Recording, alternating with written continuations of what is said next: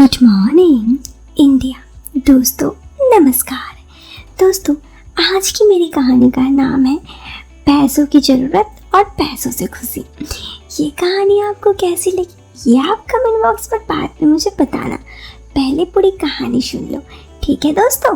और एक ज़रूरी बात जो बहुत ज़रूरी है, अगर आप चाहते हो कि ये कहानी सुनना आपको पसंद हो तो ईयरफोन या हेडफोन का उपयोग ज़रूर करें। इससे इस कहानी की ऑडियो क्वालिटी अच्छी आएगी, जब आपके कानों तक पहुंचेगी जी अच्छी आएगी और आपको पसंद भी आएगी।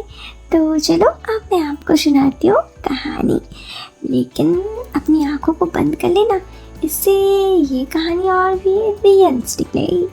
चलो अब सुनाती हूँ। मेरा नाम पूजा है और ये कहानी मेरी ज़िंदगी की एक सच्ची दास्तान है जो मैं आप सबसे शेयर करने जा रही हूँ।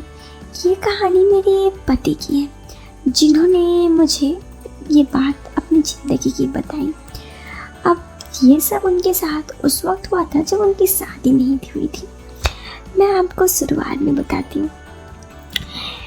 मेरे पति ने कहा कि वो वक्त था जब वो एक ट्यूशन में क्लास लेते थे, मतलब इंस्टीट्यूट में क्लास लेते थे। वहाँ पर एक दिन एक बहुत ही खूबसूरत सी साड़ी पहनकर एक लड़की आई।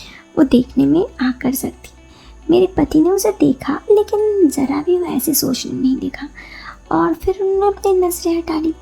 वो औरत इधर उधर सबको देख रही थी। उस औरत का इधर उधर इस तरह से देखने से मेरे पति को लगा कि शायद वो औरत सही नहीं है, लेकिन फिर भी मेरे पति ने एक बार भी उधर नहीं देखा और ना ही ताका। फिर कुछ देर बाद जब क्लासेस ख़त्म हुई तो वो औरत अंदर चली गई। अंदर जाकर उस औरत ने कहा कि मुझे अपने बच्चे की एडमिशन करवानी है मैथ्स टीचर से। यहाँ पर वो मैथ्स टीचर कौन है? तब मेरे पति को बुलाया गया तो मेरे पति को उन्होंने कहा कि अच्छा आप ही हैं, मुझे आपसे बात करनी थी। मेरे पति ने कहा हाँ बताइए क्या बात करनी थी। इतना में उसने कहा कि देखिए मेरी बेटा है, उसे मुझे मैथ्स पढ़ाना, उसका मैथ्स थोड़ा कमज़ोर है इसीलिए। इस पर उसने कहा ठीक है कोई दिक्कत नहीं है, मैं पढ़ा दूँगा। लेकिन फिर उस औरत ने कहा कि एक दिक्कत है। तो मेरे पति ने कहा क्या दिक्कत है? तो उन्होंने कहा कि देखिए मैं उसे यहाँ ट्यूशन तो नहीं भेज सकती, इसीलिए आप अगर मेरे घर पर पढ़ा देते। मेरे पति ने कहा पर घर पर पढ़ाने की फ़ीस तो ज़्यादा होगी ना, और यहाँ पे क्योंकि मैं बहुत सारे बच्चों को एक साथ पढ़ा देता हूँ, वहाँ पर बस एक ही आपका बेटा होगा। तो उस औरत ने कहा उससे मुझे कोई दिक्कत नहीं है, आप बस मेरे बच्चे को अच्छा से पढ़ा दीजिए, मैं फ़ीस जितना आप बोलेंगे उतना दे दूँगी। और फिर उस औरत ने कहा 5,000 फ़ीस सही होगा ना, आपको मिल जाता है 5,000 यहाँ पे 1 घंटे का। तो मेरे पति ने सोचा कि इतने तो फीस नहीं मिलते। तो मेरे पति ने कहा नहीं इतने तो नहीं, ठीक है मुझे 5,000 मिल जाएगा तो मुझे कोई दिक्कत नहीं होगा। उस औरत ने कहा ठीक है आप बताइए कि कब आप फ्री हैं, उस टाइम पे आ जाइए तो आपका ट्यूशन भी बरकरार रहेगा और मेरे बच्चे का भी पढ़ाई हो जाएगा। इस पर मेरे पति बोले कि ठीक है मैं आपके बेटे को दोपहर में पढ़ाने आ जाऊँगा। दोपहर में यहाँ कोई नहीं रहता है तो मुझे भी कोई दिक्कत नहीं होगी, ये सब क्लासेस भी चलेगी। इस पर उस औरत ने कहा हाँ दोपहर में तो मुझे भी कोई दिक्कत नहीं होगी। तब कहकर वो औरत अपने घर का एड्रेस देकर चली गई। उसके बाद वाले दिन दोपहर में मेरे पति वहाँ पढ़ाने गए। वो बच्चा बहुत होनहार था पढ़ाने में, इसलिए बहुत जल्दी आसानी से पढ़ रहा था। और वो जो औरत थी वो मेरे पति से बहुत ही हंस के बातें करती, मतलब वो जब भी पढ़ाने जाता तो 10 से 15 मिनट तक मेरे पति से वो अच्छे से बातचीत ही कर लेती पहले, जब वो देखता उसके बाद उसका बेटा से पढ़ता। ऐसे ही चलता रहा। वो औरत मेरे पति पर काफ़ी डोरे भी डालती, मतलब हमेशा से उसे मेरे पति को देखना, अजीब अजीब निगाहों से देखना और मेरे पति को डबल मीनिंग बातें करना। मेरे पति वहाँ पर एक टीचर की तरह गए थे, एक शिक्षक की तरह, इसीलिए इन सब की रिप्लाई में वो कुछ नहीं बोलते, बस सर घुमाकर चले जाते या फिर बस सर झुका देते। वो औरत ये सब कुछ जानती थी, साथ ही ये भी जानती थी कि उसे पैसे भी मिलते। एक बार की बात है, एक दिन वो औरत जब मेरे पति वहाँ पर पढ़ा रहे थे जोर से बोली कि मम्मी बचाओ मैं गिर गई।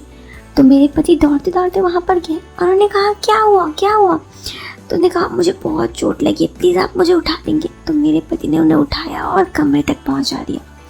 इस पर वो औरत बोली कि मुझे बहुत दर्द हो रहा है, कि आप वहाँ से कुछ मालिश ला के मुझे लगा देंगे, वहाँ पे स्प्रे रखा हुआ है। अब किसी को चोट लगी तो उतना तो देखभाल करना फ़र्ज़ बनता है। ऐसे में वो औरत की बातों पर मेरे पति गए और वहाँ से महलम लाकर उसे लगा दिया।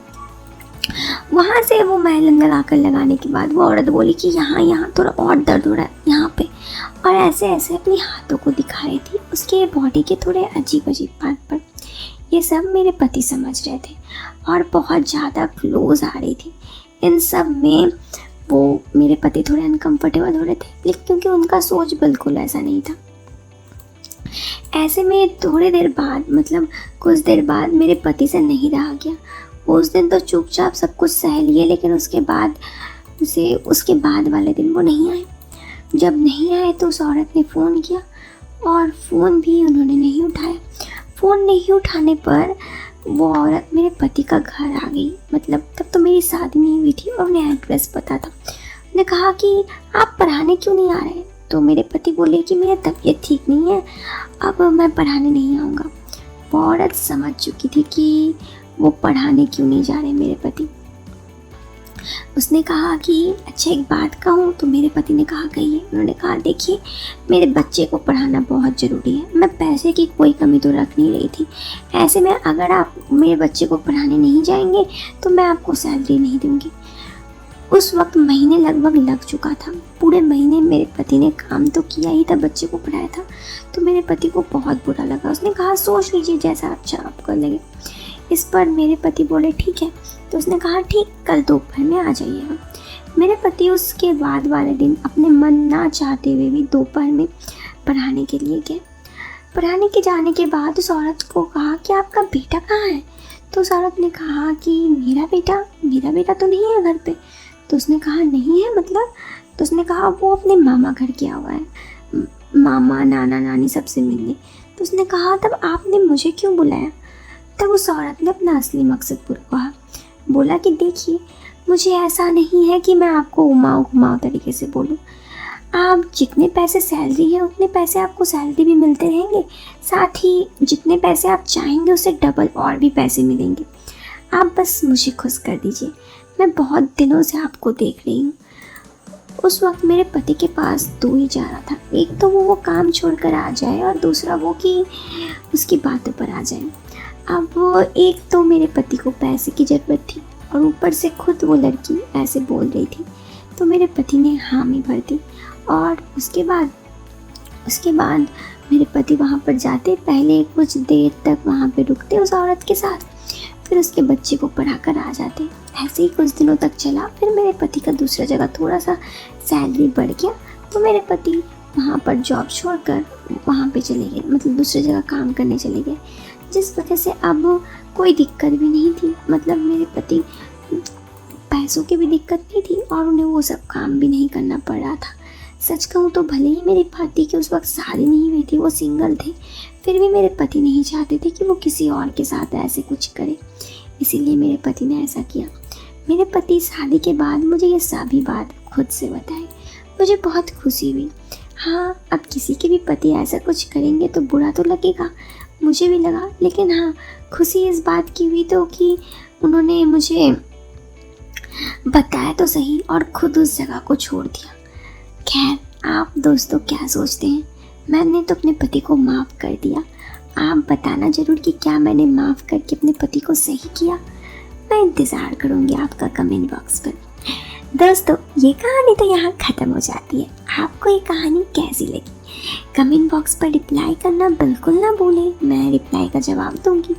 साथ ही अगर आप चैनल पर पहली बार आए हैं तो चैनल को सब्सक्राइब करने के साथ वीडियो की नोटिफिकेशन बचाकर ऑल नोटिफिकेशन ऑन कर दें। इससे हमारे चैनल की सभी कहानियाँ आप तक सबसे पहले पहुँचेगी। तब तक के लिए दोस्तों, बाय बाय, टेक केयर।